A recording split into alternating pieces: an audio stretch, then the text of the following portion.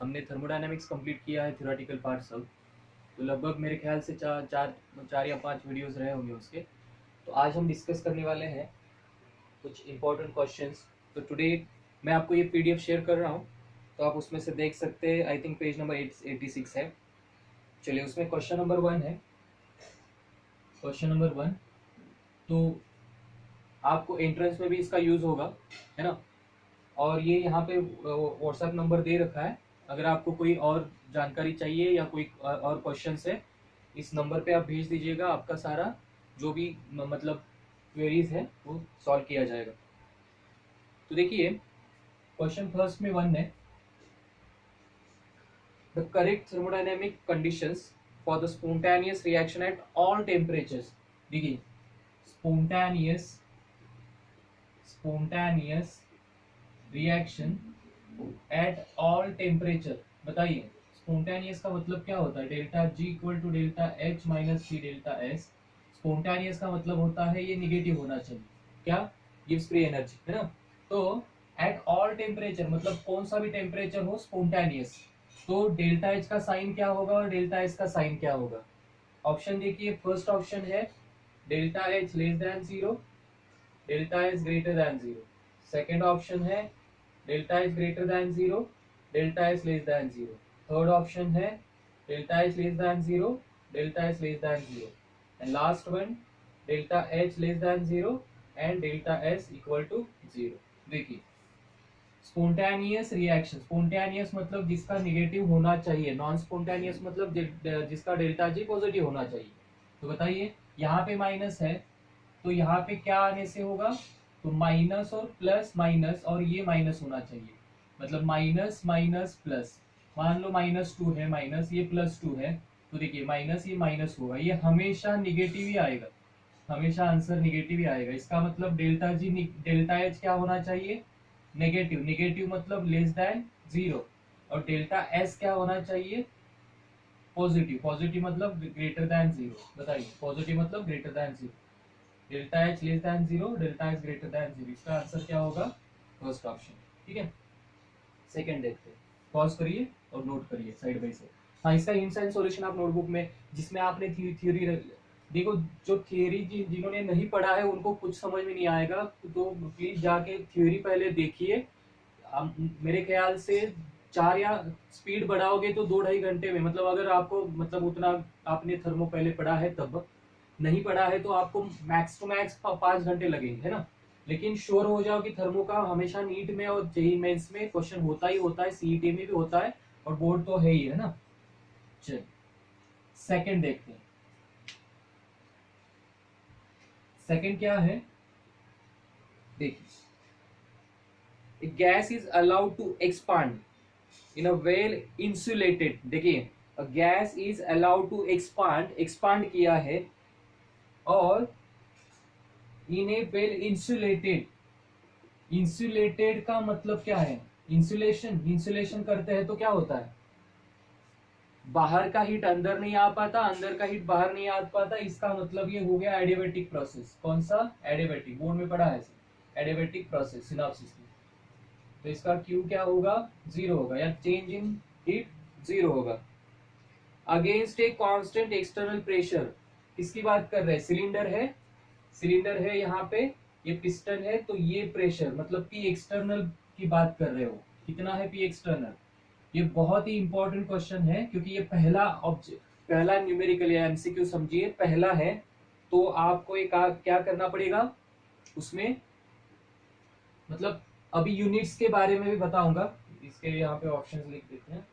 Option A है -500 joule, option B है +500 joule, option C है -1013 जूल, ऑप्शन डी है 1013 joule.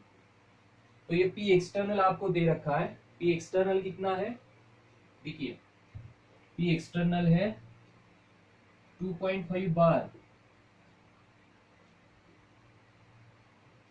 From an initial volume. Initial volume कितना था? V1 अपने डेरिवेशन में, ये वर्क डन का डेरिवेशन है। इनिशियल वॉल्यूम है 2.5 litre, external pressure of 2.5 bar from an initial volume of 2.5 liter to ये final volume of 4.5 litre. Final final मतलब V2 कितना है 4.5 लीटर। और the change in internal energy delta U पूछा है ऑफ द गैस। चलिए delta U क्या होगा तो जानते हैं आप। फर्स्ट लॉ क्या है, first law of thermodynamics, delta U is equal to Q plus W.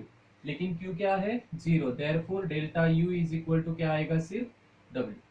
और आप जानते हैं पी एक्सटर्नल है, इसका मतलब इरिवर्सिबल वर्क डन होगा। इरिवर्सिबल वर्क डन के लिए डब्ल्यू इक्वल टू क्या होता है minus P external delta we, मतलब V2 माइनस V1। यूनिट की बात करते हैं। अगर वर्क डन जूल में चाहिए, काम करते हैं,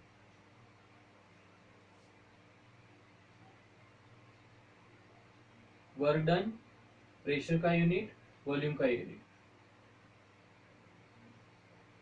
अगर वर्क डन लीटर एटमॉस्फेयर में चाहिए, लीटर एटमॉस्फेयर क्या है वर्क डन का यूनिट है, तो ये प्रेशर होगा एटमॉस्फेयर, वॉल्यूम होगा लीटर में।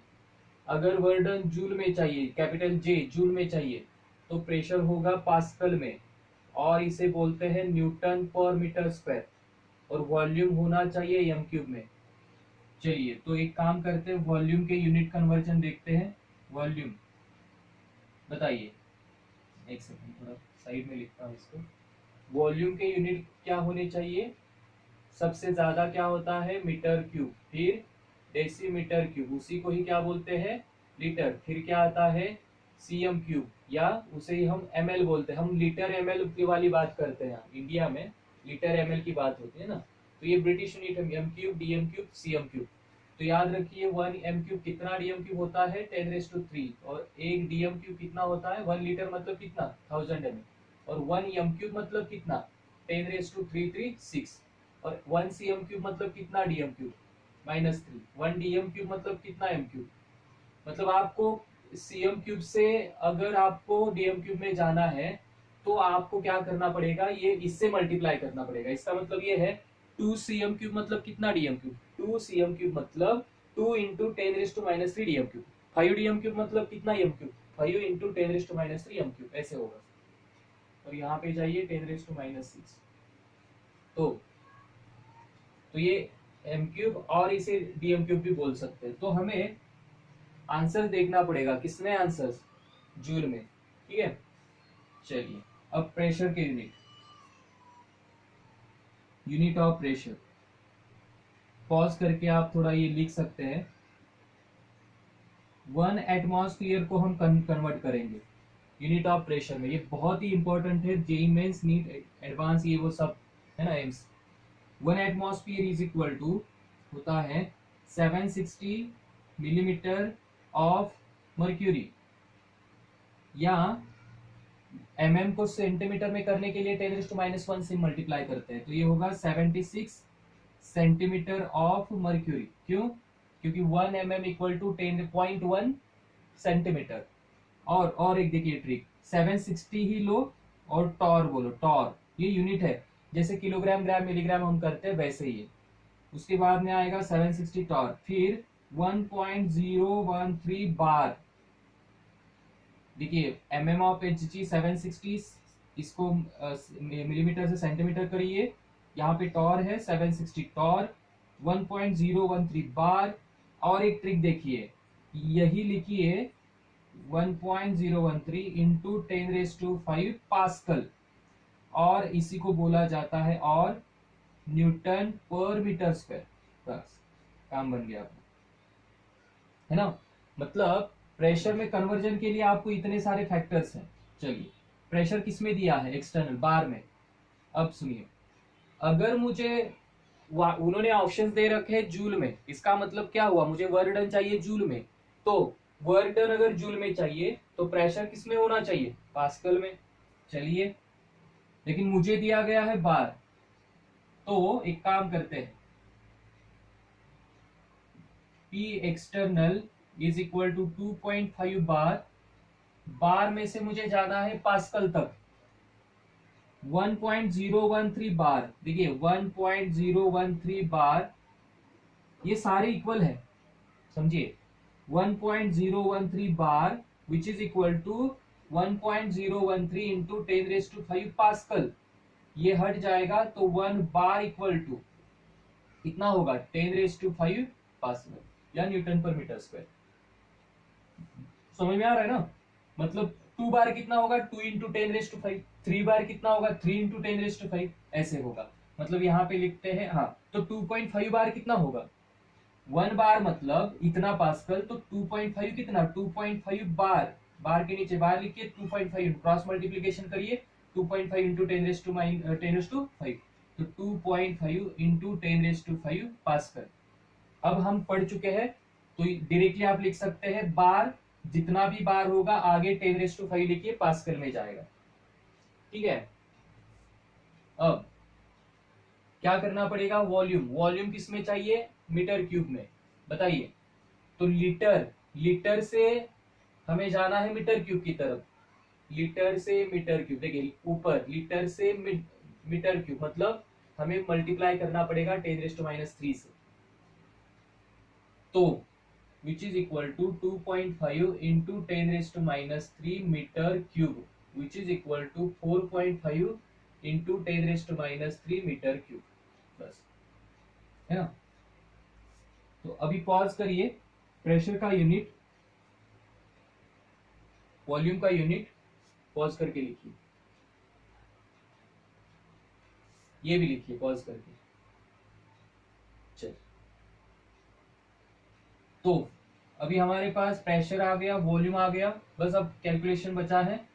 चलिए, तो W इरिवर्सिबल क्या होगा, माइनस P एक्सटर्नल कितना है 2.5 इंटू 10⁵, V2 कितना है, V2 4.5 into 10⁻³ minus 2.5 into 10⁻³ which is equal to minus 2.5 into 10⁵, यहाँ से कॉमन निकलेगा क्या 10⁻³ इंटू 10⁻³ और यहाँ पे आएगा 4.5 माइनस 2.5, इसका मतलब यहाँ पे आएगा क्या 4.5 माइनस 2.5 कितना आएगा 2, और इंटू 10⁻, ये कितना होगा 10⁵ इंटू 10⁻5 माइनस 3 2, मतलब 10⁻², और ये होगा 25 2 जा 50, 50 मतलब 5 क्योंकि 10⁻⁻1 है, और इंटू 10⁻², इसका मतलब हुआ माइनस 500 जूल।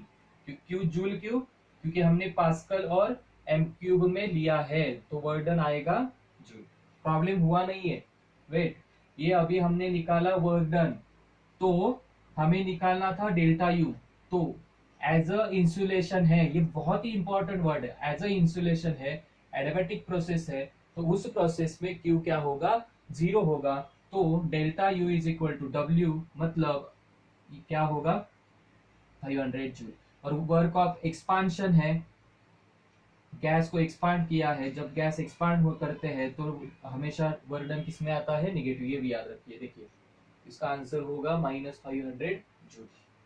पॉज करिए, चलो थोड़ा फास्ट ले रहा हूँ क्योंकि बहुत बड़ा एक्सरसाइज है और उससे बहुत कुछ मिलने वाला है, थोड़ा आराम से पढ़िए, टेंशन मत लीजिए। टेंशन आ रही है तो इस पे आप मैसेज कर सकते हैं, कमेंट बॉक्स में भी देख सकते हैं, कोई टेंशन नहीं। चलिए थर्ड इजी है थियोरेटिकल शायद, in which of the following entropy of the system decreases. Entropy बोल रहे हैं कि ऐसा कौन सा सिस्टम है जहां पे एंट्रोपी डिक्रीज हो रही है, मतलब delta S less then 0 decrease. अब आप जानते हैं कोई भी सॉलिड को हीट करो, लिक्विड में जाता है, हीट करो गैस में जाता है, और यहां से यहाँ डिसऑर्डरनेस इंक्रीजेस देयरफॉर एंट्रोपी मतलब डेल्टा एस इंक्रीजेस। ये बोल रहे डिक्रीजेस, मतलब हमें रिवर्स आना पड़ेगा, मतलब स्टीम में मॉलिक्यूल की अरेंजमेंट क्या है, अलग अलग है ना, वेरिएबल है ना, फिक्स्ड नहीं है, तो उसका एंट्रोपी बहुत ज्यादा होता है। मॉलिक्यूल अगर दूर दूरी पे है तो वो एंट्रोपी ज्यादा होती है। एंट्रोपी का वीडियो लेक्चर देखिए, सब समझ में आएगा। बताइए, ऑप्शन ए है crystallisation of crystallisation of liquid into solid, crystal हो रहा है लिक्विड और सॉलिड, यही अपना आंसर होगा, क्योंकि गैस लिक्विड टू सॉलिड आ रहा है, मतलब यहाँ से यहाँ आते हैं तो डेल्टा एस क्या होता है, डिक्रीज होता है ना, तो यही ऑप्शन है। बी क्या है, temperature of crystalline solid is increase from 0 kelvin to 115 kelvin. ये पीडीएफ में दूंगा आपको, टेंशन मत लीजिए। एक सॉलिड है, उसका टेम्परेचर हमने 0 केल्विन से लेके 115 केल्विन तक बढ़ाया। आप जानते हैं जब हीट देते हैं सॉलिड को लिक्विड, मतलब एंट्रोपी क्या होती है, बढ़ती है, तो ये आंसर नहीं होगा। सी देखिए, ये बहुत मतलब इंपॉर्टेंट है। H2 gas gives 2H gas, मतलब आप समझ रहे हैं H और H का बॉन्ड है, ये ब्रेक किया है। तो मुझे बताइए मॉलिक्यूल है, ये मॉलिक्यूल की अरेंजमेंट क्या होती है, मतलब इकट्ठा होते हैं, और यहाँ पे एक मॉलिक्यूल के दो हो रहे, एक के दो हो रहे, मतलब वो क्या होंगे, ज्यादा स्प्रेड होंगे तो एंट्रोपी क्या होगी इसकी, इंक्रीजेस, तो ये भी नहीं है। डी ऑप्शन क्या है, डी यहाँ पे लिखता हूं, D twice NaHCO3 solid gives Na2CO3 solid plus CO2 gas plus H2O gas. ये तो बहुत इजी है, सॉलिड रिएक्टेंट है, गैस में जा रहा है, सॉलिड टू गैस क्या होता है, एंट्रोपी, एंट्रोपी क्या होता है, इंक्रीजेस, तो ये भी नहीं होगा, तो अपना आंसर होगा ए। चलिए पॉज करिए और नोट करिए। अगर आप चाहते हैं तो बाद में मतलब पीडीएफ देख के थोड़ा 2-3 लाइन जगह छोड़ सकते हैं, वहां पे मतलब आप वो क्वेश्चन लिख सकते हैं ना, मतलब आपके नोट्स भी साइड बाय साइड बन जाएंगे। अब फोर्थ क्या है, the enthalpy of formation for all elements in their standard state 0, B option. ये अब सब मैंने मतलब वो वीडियो लेक्चर्स में पढ़ा दिया है, थ्योरेटिकल में आप देख सकते हैं। अब कई स्टूडेंट्स पूछ रहे थे सर क्या यही जेई मेन और नीट के मतलब सिनॉप्सिस होगा, इतना करने से थियरी, क्या नीट और मतलब जेई के क्वेश्चन सॉल्व होंगे क्या? देखिए नीट के तो 101% होंगे सॉल्व, जेई एडवांस के लिए थोड़ा मतलब वर्क करना पड़ेगा, उसके सिनॉप्सिस थोड़े अलग, नीट के भी। देखिए अब अपना पैटर्न कैसा है, हम पहले वो चैप्टर का क्या पढ़ेंगे, बोर्ड पढ़ेंगे, थ्योरेटिकल सब बोर्ड पढ़ेंगे, तभी मतलब जेई में थोड़ा मतलब वो समझ पाओगे, और उसमें जो सिलेबस के आउट ऑफ मतलब बोर्ड में नहीं है लेकिन जेई और नीट में आ रहा है, वो अलग से मैं एक प्लेलिस्ट बना रहा हूँ। ये अभी अब अपना बोर्ड चल रहा है, सीबीएसई या महाराष्ट्र बोर्ड का जो भी है वो सब चल रहा है ना। उसके बाद में अदर स्टेट में एक्चुअली सीबीएसई के मतलब रिलेटेड ही है सब, तो वो आप देख लीजिए। और ये एक्चुअली थर्मोडायनेमिक्स में एमएच बोर्ड में क्यों, क्योंकि उनके 12th में सिलेबस में है, सीबीएसई में 11th में है ना, तो यही इसीलिए मैंने इसको पहले, क्योंकि ये हायर वेटेज टॉपिक है। तो आप ये जो बोल रहे हैं ना कि सर मतलब सिनॉप्सिस जेई मेंस का, हार्डली देखिए ये जेई मेंस और नीट 80% मैक्स टू मैक्स हो सकता है, फिजिकल बोल रहा हूँ ये। उसके बाद आपको थोड़ा और एक सिनॉप्सिस आएगा, जेई मेन में भी वो फॉर्मूला चार्ट दूंगा, ऐसे थ्योरी नहीं रहती, लेकिन ये थ्योरी पढ़ोगे तो वो फॉर्मूले आप अपने आप याद आएंगे, अगर कोई भूल जा रहा है तो वो लॉजिकली निकाल सकते हैं ना, मतलब वो होगा और उस पर ऑब्जेक्टिव बनेंगे। तो थोड़ा वेट करिए, बोर्ड को पहले मतलब इन क्वेश्चन को थोड़ा प्रॉपर करिए, उसके बाद में सब देखेंगे, आप टेंशन मत लीजिए। 5th क्वेश्चन है, 4th क्या हुआ वीडियो में देखिए, एंथैल्पी ऑफ फॉर्मेशन पॉइंट है, वहां पे मैंने एक नोट दिया है इंपॉर्टेंट, ऑल एलिमेंट्स मतलब स्टैंडर्ड स्टेट में जो Cl2 O2 N2 होता है, उनकी जो स्टैंडर्ड एंथैल्पी ऑफ फॉर्मेशन है वो हमेशा 0 होती है। Which of the following reaction is exothermic? पूछ रहे हैं कि एक्सोथर्मिक रिएक्शन जो दिया है उनमें से कौन सी है। एक्सोथर्मिक का मतलब है डेल्टा एच इज निगेटिव, इसका मतलब है heat is evolve, heat is evolve. और हीट इवॉल्व कब होती है, जब बॉन्ड बनता है, बॉन्ड फॉर्मेशन। और बॉन्ड ब्रेकिंग में उल्टा आ जाओ, बॉन्ड ब्रेकिंग में heat absorb, delta H positive, endothermic, सही है ना। तो ए ऑप्शन देखिए, H2 gas gives twice H gas. बताइए यहाँ पे HH है, बॉन्ड ब्रेक हो रहा है, बॉन्ड ब्रेक हो रहा है मतलब इसका डेल्टा H क्या होगा, पॉजिटिव। जो एक्सेप्शनल केसेस है वो जेईई मेंस के सिनॉप्सिस में, बोर्ड में ज्यादा आपको नहीं पूछेंगे। तो हमें चाहिए डेल्टा एच निगेटिव, पहला ऑप्शन तो नहीं है। सी सॉलिड टू सी गैस, ये तो सब्लिमेशन है, और सब्लिमेशन के लिए मुझे सॉलिड को क्या आइस टू वाटर बनाना है, तो आइस को हीट देना पड़ेगा, मतलब क्या होगा इसका डेल्टा एच पॉजिटिव होगा, तो ये एंडो होगी, एंडोथर्मिक, ये भी एंडोथर्मिक होगी, तो ये भी ऑप्शन नहीं है। सी क्या है देखते हैं। Twice Cl gas give Cl2 gas, yes यही है।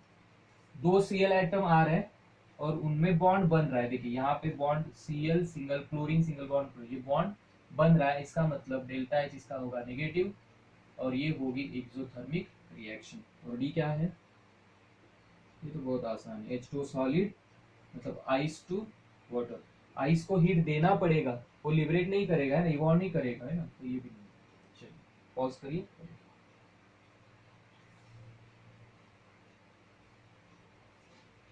फिफ्थ हो गया, सिक्स्थ वन, बोल रहे 6.24 ग्राम ऑफ इथेनॉल, मतलब वेट ऑफ इथेनॉल का फॉर्मूला है C2H5OH, ऑर्गेनिक में पढ़ेंगे, which is equal to 6.24 gram, are vaporised by supplying, मतलब इसका वेपर बन गए, कितना हीट दिया था,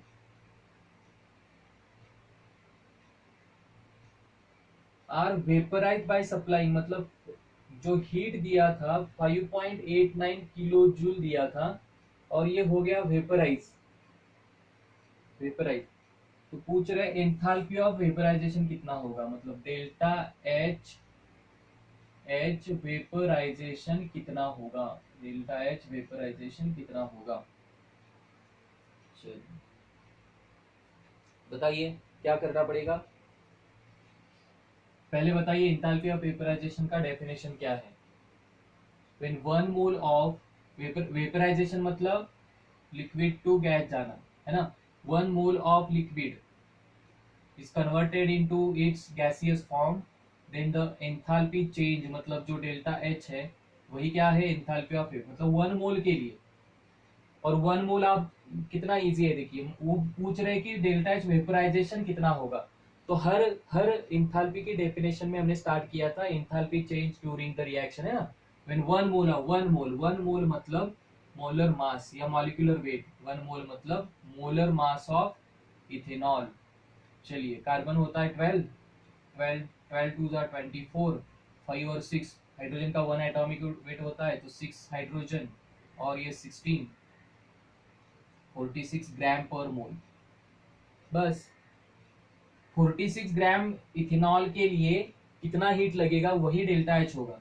तो यहाँ पे देखिए 6.24 ग्राम इथेनॉल के लिए इक्वल टू कितना 5.89 किलो जूल हीट लग रहा है, तो 46 ग्राम के लिए कितना, 46 ग्राम के लिए कितना 46 इंटू 5.89, ऑप्शन दूरी पे है लेकिन मैंने यहाँ पे कैलकुलेट कर दिया है, कौन सा है 6, यहाँ पे आ रहा है यहाँ पे 43.41 किलो जूल पर मोल, और यही आपका है delta H vaporisation, option A में शायद दिया है, देखिए यस ऑप्शन ए, ठीक है ना।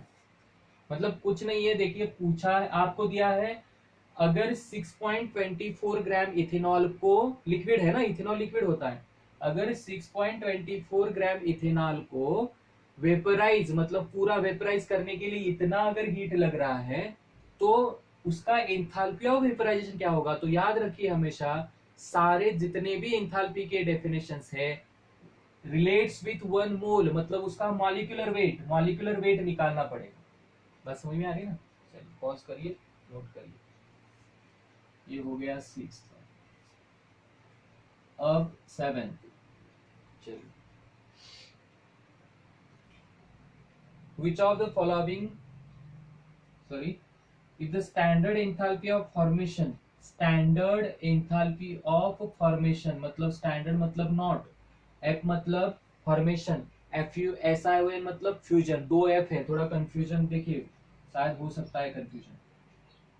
पूछ रहे हैं if the standard enthalpy of formation of methanol, methanol का फॉर्मूला है CH3OH, methanol, which is equal to -238.9 kilojoule per mole. ये देखिए पर मोल होता है, हमेशा 1 मोल के लिए होता है, मतलब इसका मोलर मास, ये टेक्निक देखिए, इसका मोलर मास निकालिए, उतने ग्राम के लिए इतना किलोजूल, माइनस है मतलब लिबरेट होगा।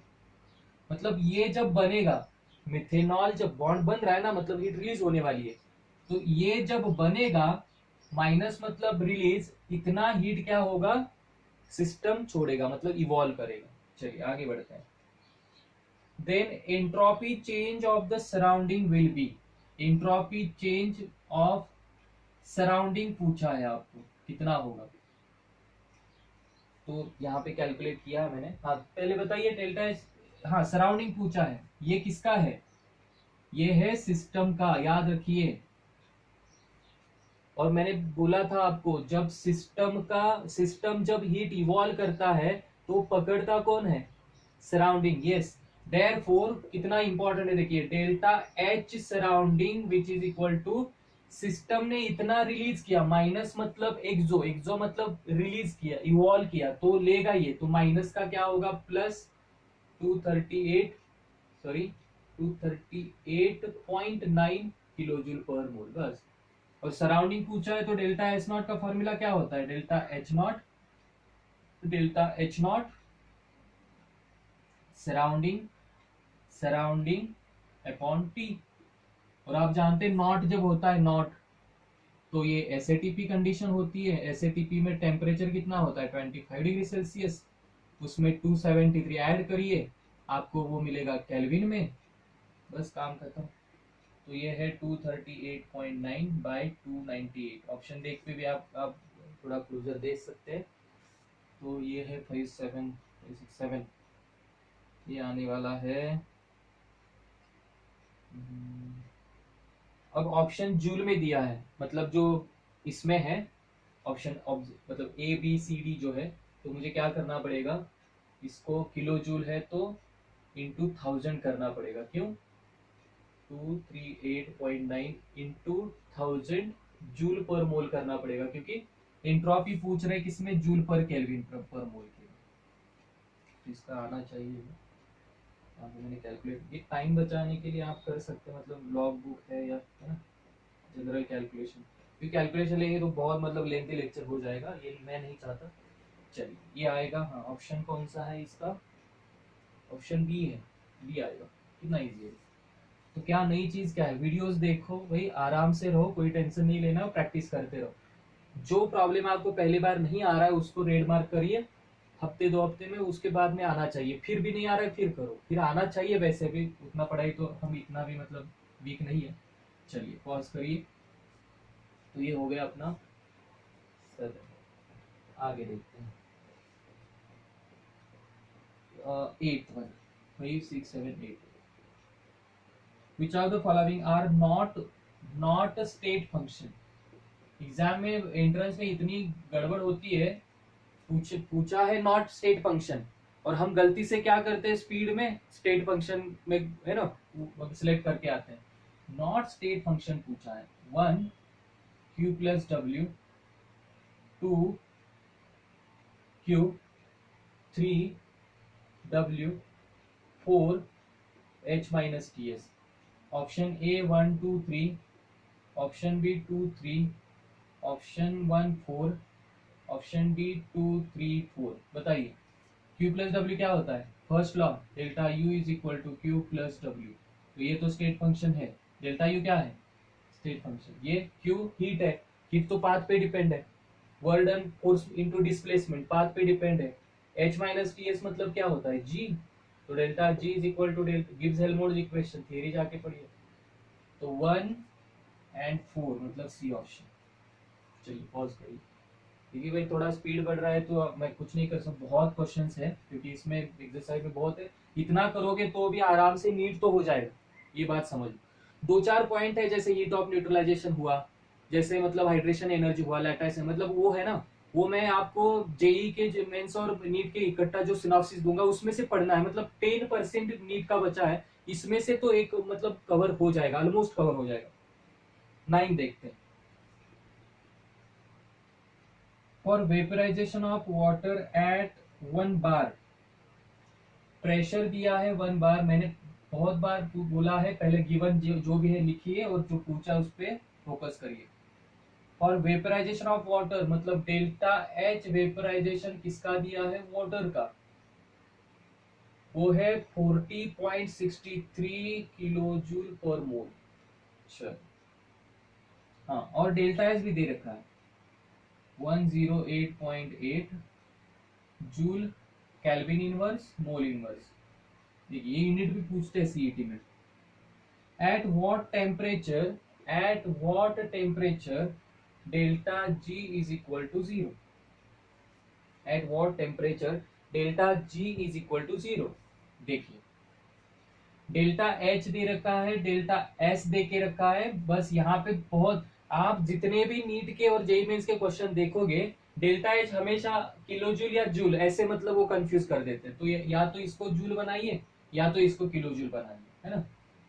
पूछ रहे हैं कि डेल्टा जी 0, बताइए पहले गिब्स एल्मोंट्ज इक्वेशन क्या होता है, delta G is equal to delta H minus T delta S.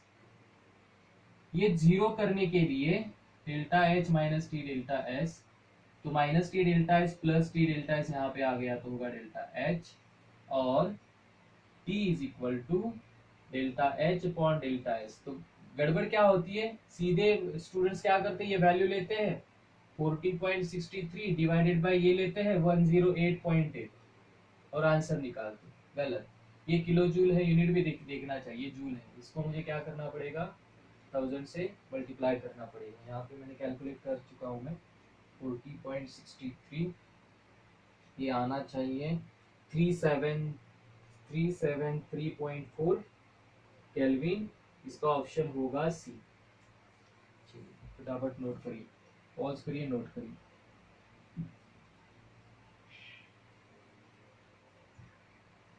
आगे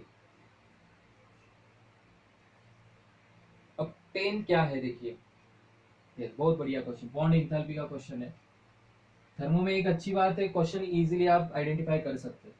चलिए बॉन्ड एंथैल्पी दिया है, एच का बॉन्ड एंथैल्पी है 434 किलो जूल पर मोल, और एंट्रेंस में इतना टाइम नहीं मतलब लगना चाहिए, क्योंकि वो लिखते नहीं है ज्यादा, है ना, बोर्ड में ये आपको गिवन में लिखना पड़ेगा सब। एच का दे दिया है, Cl का दे दिया है 242, और HCl का भी दे रखा है कितना 431। Enthalpy of formation of HCl, enthalpy of formation मतलब F, फॉर्मेशन ऑफ HCl कितना होगा, तो आप जानते हैं HCl कैसे बनता है, H2 plus Cl2 gives HCl।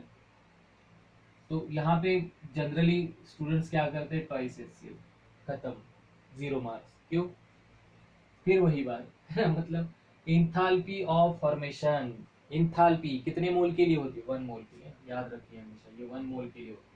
तो डिवाइड बाय 2 करिए, या तो ये 1 करिए, एक क्लोरीन लगना है तो इसको हाफ करिए, दो दो कैंसिल होकर एक आएगा, ये भी हाफ करिए, काम खत्म।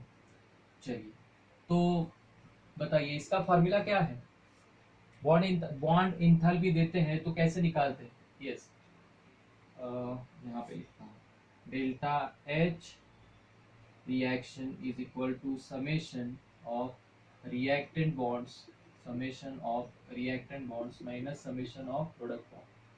पूरे थर्मोडायनामिक्स में मैं बहुत बार बता चुका हूँ, पूरे थर्मोडायनामिक्स में ये एक ऐसा फार्मूला है जो रिएक्टेंट माइनस प्रोडक्ट है, बाकी सब देखिए डेल्टा मतलब यू हो, एच हो या एस हो या डेल्टा जी हो, सारे प्रोडक्ट माइनस रिएक्टेंट आता है। चलिए रिएक्टेंट में बॉन्ड कौन कौन से हैं, एच एच बॉन्ड कितना है, एक है, और Cl बॉन्ड कितना है, एक है, और यहाँ पे HCl बॉन्ड कितना है, एक है। चलिए रिएक्टेंट बॉन्ड हाफ इनटू, कैसे स्टार्ट करना है, समेशन मतलब ये दोनों का सम लेना पड़ेगा, half into bond enthalpy of H H कितना है, एच एच का 434 plus half into bond enthalpy of C L C L, C L C L कितना है 242, ये हो गया रिएक्टेंट माइनस प्रोडक्ट में एक ही है क्या, delta H not bond enthalpy delta H of H C L, वही निकालना है। और ये रिएक्शन का कितना दिया है, वेट सॉरी रिएक्शन का पूछा है, तो यहाँ पे HCl दिया है ना, सॉरी यहाँ पे HCl दिया है देखिए, तो ये होगा 431, बस कैलकुलेशन करो, मैंने यहाँ पे कर दिया है, तो ऑप्शन आना चाहिए -93, ये अच्छा कैलकुलेशन है ना, इतना भी टफ नहीं, किलो जूल पर मोल, 93 किलो जूल पर मोल, इसका होगा बी ऑप्शन, इतना ईजी है, टेंशन मत लीजिए, पढ़ते रहिए। हो गया, मतलब देखिए ये एक्सरसाइज में पूरा कवर कर चुके हैं, 10th हो गया। अब क्वेश्चन 2, तो यहाँ पे एमसीक्यू सारे बोर्ड में जितने हैं खत्म हो गए, आप जाके हाँ जो मतलब हाँ ये एक्सरसाइज सॉल्व करने के बाद जो सॉल्व एक्सरसाइज है ना क्वेश्चन, वो आप बिना देखे कर सकते हैं ना, उसमें अगर कोई डाउट है तो आप कमेंट बॉक्स में डालिए या इसमें इस नंबर पे मैसेज कर सकते हैं। आंसर द फॉलोइंग इन 1 और 2, हाँ चलिए थियोरेटिकल है, अब इसके लिए आप वीडियोस देखिए। पहला देखिए, comment on the statement no work is involve in an expansion of a gas in a vacuum. हाँ पीडीएफ में आपको मिलेगा, फिर भी यहाँ पे मुझे एक्सप्लेन करना पड़ेगा। चलिए वैक्यूम का मतलब क्या होता है, वो पूछ रहे हैं कि वैक्यूम में जब हम गैस को एक्सपांड करते हैं पिस्टन, तो यहाँ पे W इरिवर्सिबल क्या होता है, -P एक्सटर्नल डेल्टा V होता है। ये पूछ रहे बाहर वैक्यूम है, बाहर क्या है वैक्यूम, वैक्यूम मतलब P एक्सटर्नल कितना, अरे वैक्यूम मतलब वैक्यूम में कुछ एयर प्रेशर या कुछ कुछ पार्टिकल ही नहीं होता तो उसका प्रेशर होता है क्या, नहीं, तो P एक्सटर्नल इक्वल टू 0, तो वर्क डन भी क्या होता है 0, नो। तो क्वेश्चन देखिए, comment on the statement no work is involve in an expansion of a gas in a vacuum, expansion में वर्क इन्वॉल्व नहीं है, क्यों, क्या लिखना है वहां पे, ऐसे केस में थोड़ा मतलब आपको इधर वहां के स्टेटमेंट ऐड करने पड़ेंगे। In vacuum the external pressure applied on the piston is 0 and by the work done for irreversible isothermal process, the formula is W irreversible equal to -P external delta V, as P is external equal to 0 therefore W equal to 0, और इन्हीं का statement वहां पे नीचे लिख के आना है, कितना इजी है देखिए। और सेकंड वन,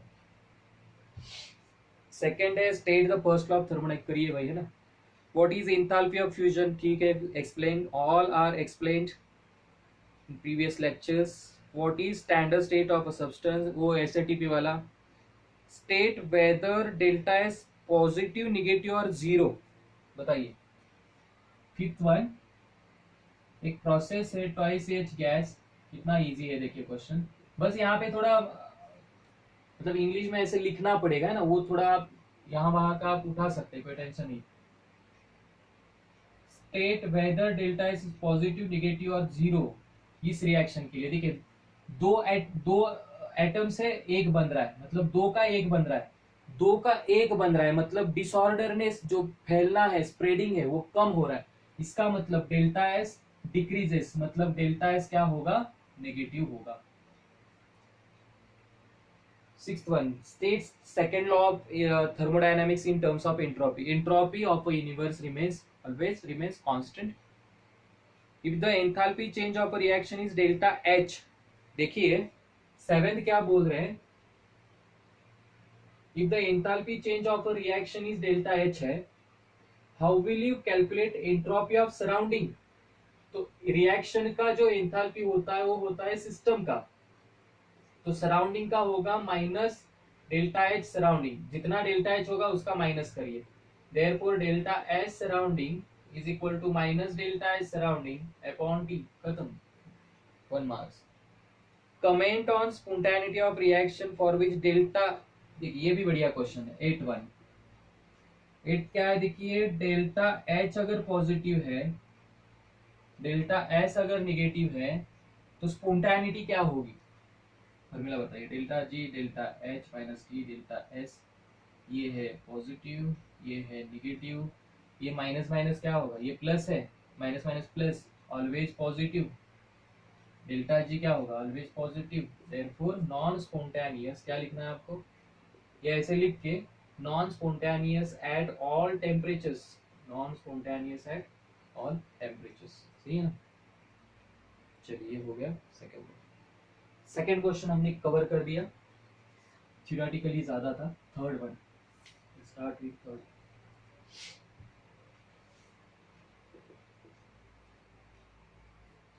जितने भी स्टूडेंट डायरेक्टली बिना थ्योरी के अगर ये पढ़ रहे हैं, बात मानो कुछ मतलब समझ में नहीं आएगा। आप मान लो बोर्ड में मतलब पढ़ चुके हो या जो भी है, इसको आपको पहले वीडियोस देखिए, बहुत अच्छे से एक्सप्लेन किया हुआ है ना।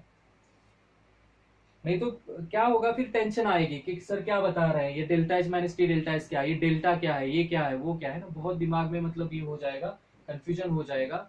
और मैंने वहां पे लेसन 1 लेसन 2, और देखिए मैंने जो सीक्वेंस में दिया है ना, उसी सीक्वेंस को थोड़ा फॉलो करिए।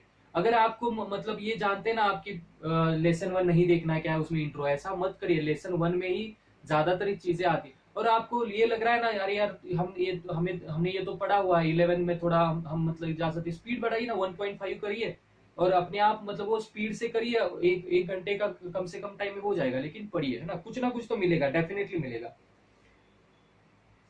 चलिए क्वेश्चन 3 है first, obtain the relation between delta g naught of a reaction and the equilibrium constant, video, delta g naught equal to minus rt log 2.303 rt log to the base 10 k equilibrium constant। और इसको कैसे करना है video में समझा दिया मैंने।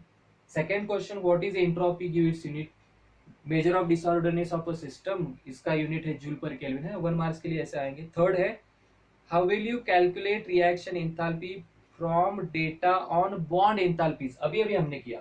Bond enthalpy का डेटा अगर आपको दिया है तो आप रिएक्शन का कैसे निकालोगे, बताइए। Delta H reaction equal to summation reactant bonds, enthalpy of reactant bonds minus enthalpy of product bond. क्यों ऐसे पूछा है, क्योंकि उनको पता है कि ये कंफ्यूज होगा, स्टूडेंट कंफ्यूज ही होगा। क्यों, क्योंकि प्रोडक्ट माइनस रिएक्टेंट की आदत लग जाती है थर्मो से। चलिए fourth one, what is the standard enthalpy of combustion, सब मैंने एक्सप्लेन किया है। व्हाट इज एंथैल्पी ऑफ एटॉमाइजेशन किया है। Obtain the expression for work done in a chemical reaction, हाँ यहाँ पे देखिए वर्क डन आपको 3 टाइप के हैं। पहला है फिजिकल प्रोसेस के लिए, दूसरा है केमिकल रिएक्शन के लिए।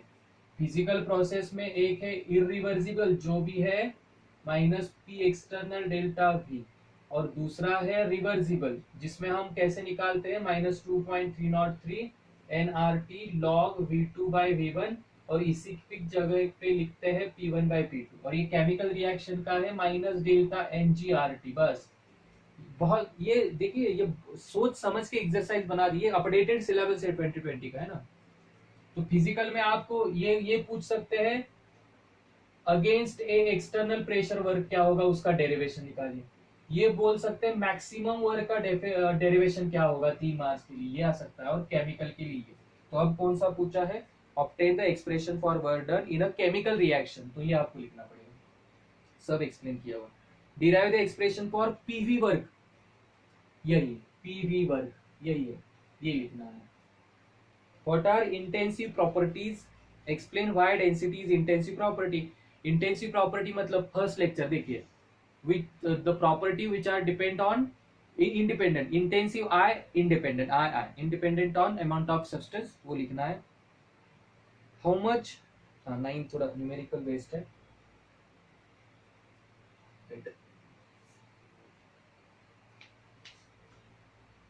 9 है, how much heat is evolve when 12 gram of heat पूछा है, heat evolve when 12 gram CO reacts with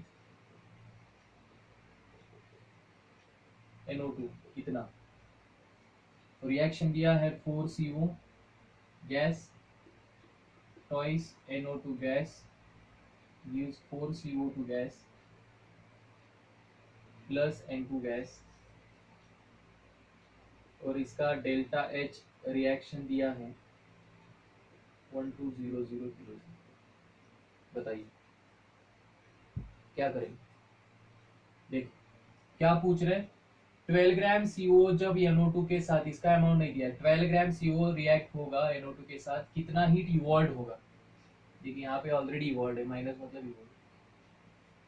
समझिए CO रिएक्ट होने के बाद आपके पास रिलेशन है, कितना इंपॉर्टेंट है। देखिए यहाँ पे मुझे CO दिख रहा है, ये कितने मोल के लिए, एक्चुअली ये रिएक्शन कोई स्टोइशियोमेट्रिक कोएफिशिएंट, इनको क्या बोलते हैं, स्टोइशियोमेट्रिक कोएफिशिएंट, 11 में पढ़ा होगा। तो ये 4 मोल के लिए इतना है बस, बाकी कुछ रिएक्शन से हमारा मतलब नहीं है।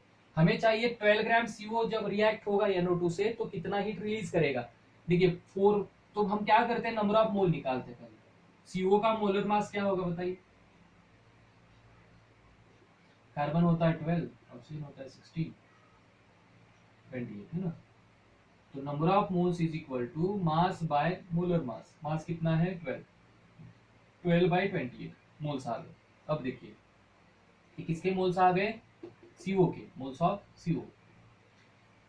इक्वेशन देखिए 4 मोल CO रिएक्ट होता है NO2 के साथ, कितना भी हो उससे मतलब नहीं है, 4 मोल CO रिएक्ट होता है तब इतना, माइनस मतलब इवॉल्व, यहाँ पे प्लस माइनस मतलब, माइनस का मतलब है इवॉल्व होना। क्या लिख सकते हो, 4 मोल्स, 4 मोल CO gives या इवॉल्व कितना। अब माइनस लिखना है क्या, नहीं, इवॉल्व का मतलब ही माइनस है, एब्जॉर्ब का मतलब ही प्लस है। Evolve 1200 kilo joule of heat, कितना इजी है। अब ये मोल के लिए कितना, तो 12 बाय 28 के लिए कितना, क्रॉस मल्टीप्लीकेशन, 4 के लिए इतना है तो 12 बाय 28 इंटू 1200 और ये 4 विच इज इक्वल टू, तो यहाँ पे क्या करोगे, माइनस लिखोगे, नहीं, इतना अमाउंट यहाँ पे किया था शायद मैंने,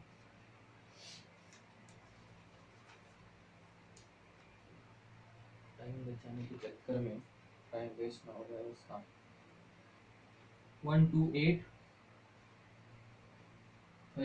kilo joule of heat is evolve, याद रखिए इज इवॉल्व, यहाँ पे माइनस नहीं लिखना है, इवॉल्व का मतलब ही माइनस है, इवॉल्व का मतलब ही माइनस है, तो ये आपका आंसर होगा किसका, 9। चलिए पॉज करिए,